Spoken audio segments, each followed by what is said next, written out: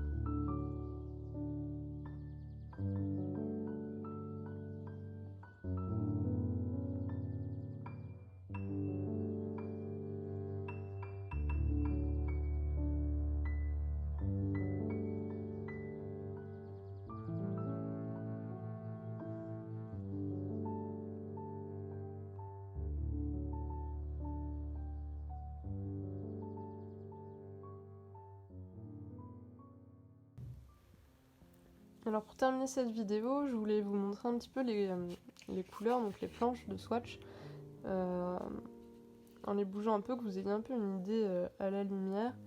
Moi sur mes swatchs, j'écris toujours les noms des couleurs, ça m'évite de ressortir la dot card en fait, comme ça je ressors juste mes planches de swatch pour choisir. Je fais une petite erreur.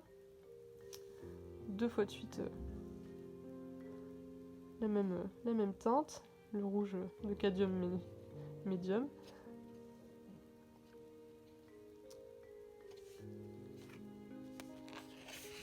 Alors j'étais assez contente en fait de tester les couleurs de Daniel Smith. J'ai trouvé qu'elles étaient assez onctueuses, Enfin, si vous avez l'habitude d'utiliser l'aquarelle, en fait, il y a des couleurs qui sont parfois très sèches et d'autres beaucoup plus onctueuses. Donc pour faire les mélanges, c'est assez agréable.